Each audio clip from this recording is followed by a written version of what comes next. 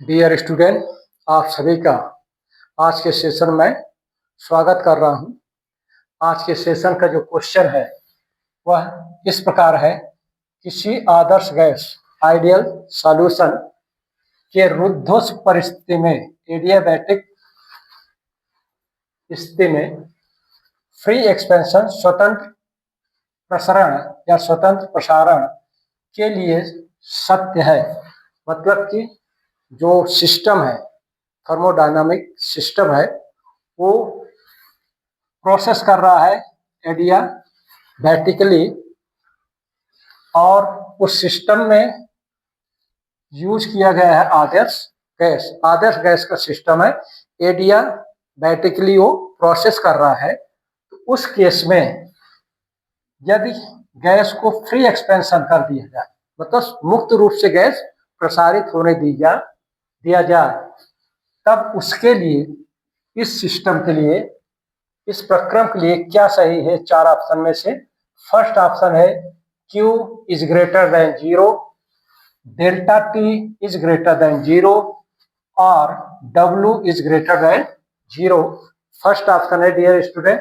Second option है Q मतलब जो हीट है सिस्टम की, उसका जो वैल्यू रहेगी 0 रहेगी, delta T equal to 0 and W equal to 0। Work done भी 0 रहेगा, टेम्परेचर, जो टेम्परेचर डिफरेंस रहेगा सिस्टम का, वो भी 0 रहेगा, एंड डेल्टा Q का वैल्यू भी क्या रहेगी? 0 रहेगी। ये सेकंड ऑप्शन है। थर्ड ऑप्शन है Q equal to 0, delta T is less than 0 and W is greater than 0। Fourth option है Q is less than 0, delta T equal to 0 and W equal to 0। इन चार option में से, दिए गए चार ऑप्शन में से कौन सा ऑप्शन सही है?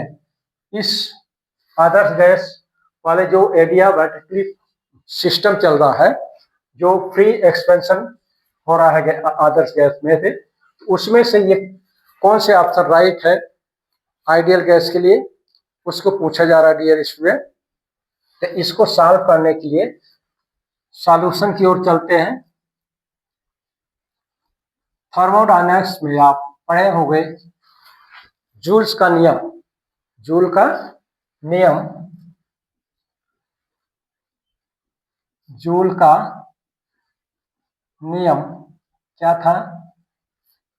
नियम यह है, जब आदर्श गैस को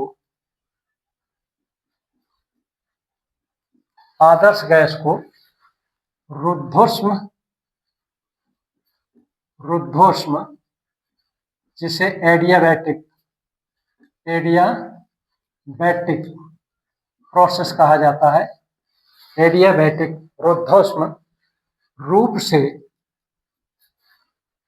स्वतंत्र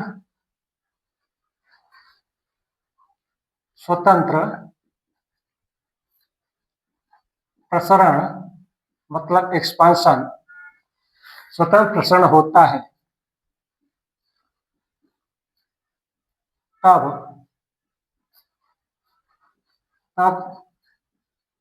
इस प्रक्रम के लिए, मतलब ये जो प्रक्रम दिया गया है, प्रोसेस दिया है, तब प्रक्रम के लिए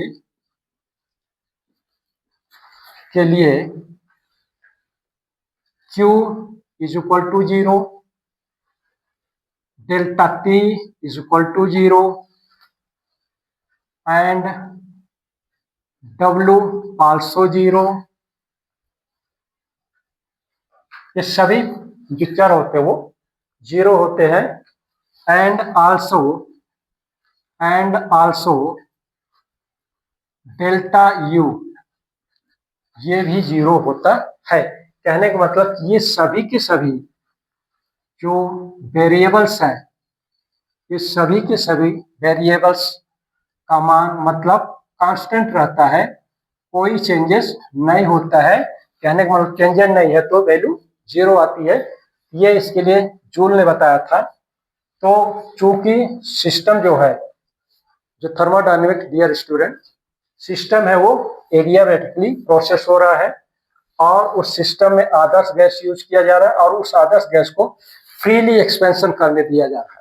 तो उस केस में अगर कोई आइडियल गैस उस परिस्थिति में फ्री स्वतंत्र रूप से प्रसरण करती है, उस गैस के लिए क्यू का मान क्या होता है, 0 होता है। डेल्टा टी का मान क्या होता है, 0 होता है। किए गए कार्य का मान, वर्क डन जो होता है वो 0 होता है। एंड आल्सो सिस्टम के इंटरनल एनर्जी में कोई चेंजेस नहीं होता, सभी के सभी ये कांस्टेंट रहते हैं। इसलिए इनमें से जो ऑप्शन दिया गया है वो option delta Q, delta T and W also 0 होता है। और इसके बाद उष्मागतिकी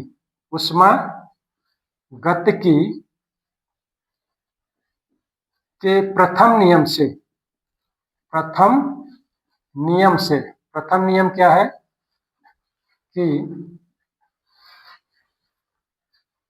Q equal to delta U internal energy of system is equal to होता है Q प्लस का W। यहाँ पर Q equal to given 0 joules के अनुसार, W भी क्या होता है 0 होगा, इसलिए डेल्टा यू का मान क्या हो जाएगा 0 हो जाएगा। ये तो इस तरह से जो इसका सेकंड ऑप्शन है डियर स्टूडेंट, आंसर के रूप में आंसर जो होगा वो सेकंड ऑप्शन होगा। और सेकंड ऑप्शन में क्या दिया है कि क्यू सिस्टम की जो उष्मा होगी वो 0 होगी, सिस्टम का जो टेम्परेचर होगा डिफरेंस वो 0 होगा, एंड सिस्टम द्वारा जो वर्क डन होगा वो भी 0 होगा, एंड सिस्टम की जो इंटरनली चेंज होगी, इंटरनल एनर्जी में जो चेंज होगा वो भी 0 होगा। इस तरह से इस क्वेश्चन का जो आंसर होगा डियर स्टूडेंट वो सेकंड ऑप्शन होगा। नेक्स्ट वीडियो में आप सभी के लिए एक नए क्वेश्चन के सॉल्यूशंस के साथ इंटरेक्ट करूंगा। धन्यवाद।